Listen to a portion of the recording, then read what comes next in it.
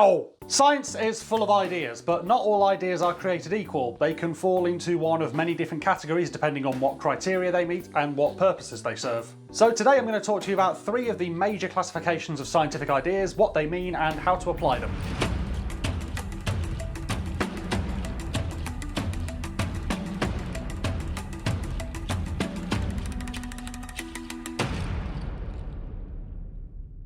First up we have the hypothesis, the foundation of any scientific investigation, but it comes with a lot of asterisks, a lot of points that it has to meet to be considered a good hypothesis. There's a few different definitions of what a hypothesis should be, but the definition that I work with is a testable, falsifiable prediction of the results of an experiment or investigation based on observations, existing knowledge of the subject matter, and distilled into a single sentence. So what do we mean by testable and falsifiable? Well, a hypothesis has to have very clearly set pass criteria. The moon is made of cheese is not a good hypothesis because our observations of the moon give us no reason to think it would be made of cheese, and that prediction is refuted by existing evidence. The prediction that my socks are going missing because they are being stolen by invisible incorporeal face spirits is also not a good hypothesis. If they cannot be detected either by sight or any other means, I have no way of quantifying whether their presence is correlated with my absence of socks. Obviously those are very extreme, outlandish examples, but you get the point. A hypothesis needs to have measurable criteria which need to be met for it to be supported. And depending on what kind of scientific investigation or experiment you're doing, your hypothesis doesn't even have to state the direction of change or even that one variable directly influences another, just that an association exists. For example, last year I did a survey looking at the influence of weather on feeding activity in wild bees, and my hypothesis was that a change in air temperature would correlate with a change in the feeding frequency of bees on a particular flower.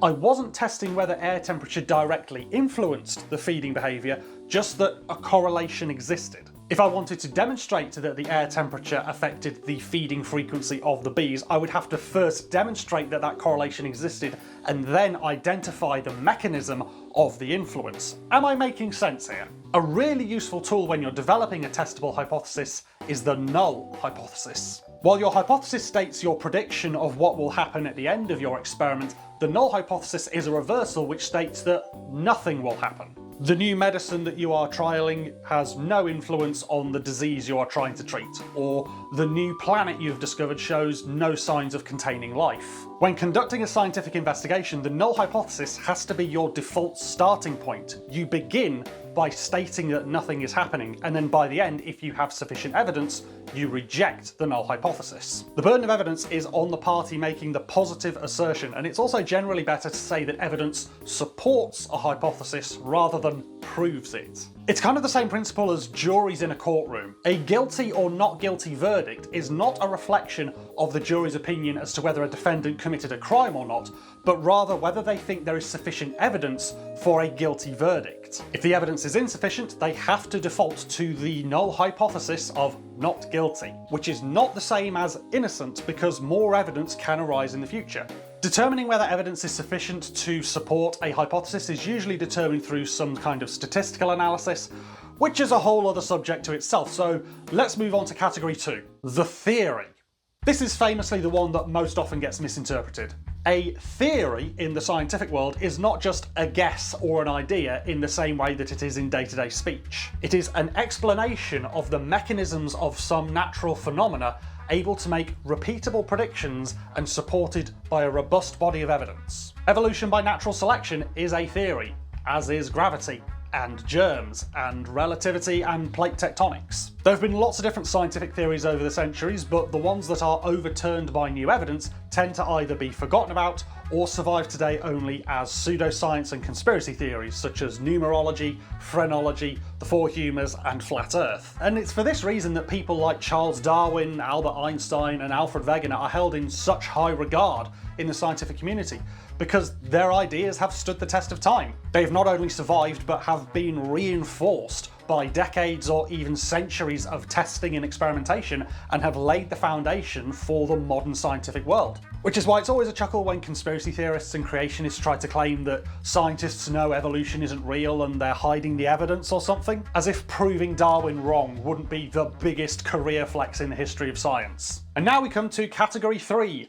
the scientific law. Laws are kind of strange in that they are simultaneously some of the most important scientific ideas, but they're also some of the simplest. Broadly speaking, laws are extremely simple, universal, absolute descriptions of mechanisms in the universe. They are descriptions of all-encompassing fundamental processes without which the universe as we know it probably wouldn't function. It takes a lot of testing and scrutiny for a scientific idea to be considered a law, but once they're up there, they're very well up there. Some of the most famous and important scientific laws include Isaac Newton's 3 laws of motion. You may even have heard of them. An object at rest or in motion will remain in that state until acted upon by an outside force.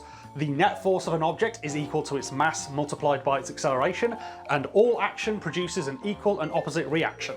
And yeah, it sounds really simple and obvious when you say it out loud. Stuff stays still until you move it. Great job, Isaac, what amazing insight. But it really is that simple, and it's something you have to be acutely aware of if you're doing any kind of physics. Likewise, in the world of geology, we have the law of superposition. This states that new layers of rock and erosional surfaces form on top of old layers of rock and erosional surfaces. Again, sounds super obvious, but it's something you have to be actively aware of if you want to read a geological sequence and interpret events in Earth's history. Such as this lovely exposure. This is great, I love this. There's so much going on here. There's different layers of sediments, there's an unconformity, there's a tilt, there's a cave, and using the law of superposition, you can work out which order those events happened in. I use this one when I teach geology in school workshops. It's brilliant. I love it. This right here is my favorite thing ever. In the history of forever. I think about this every day. I think about this all night long. I stay awake, not sleeping, because I'm thinking about this. Now, it's worth pointing out as well that at no point in any of this have I called any of these scientific ideas facts. In the world of science, a fact is basically just a measurement, an irrefutable observation. On one day during my aforementioned bee survey, I observed a bee feeding from a particular flower 6 times in 1 hour. I watched it happen, I counted it, I wrote it down in a book, I had someone with me while I was doing it.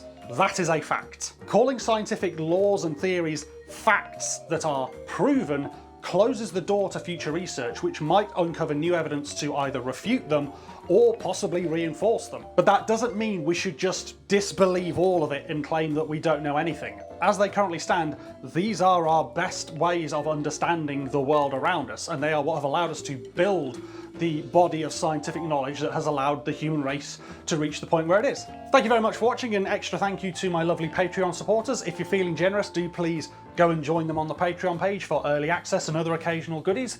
Is there something else you'd like me to discuss from the world of science? Leave it in the comments, subscribe, do all the usual YouTube things. I hate saying this stuff, it feels so cheap. Thanks for watching, bye.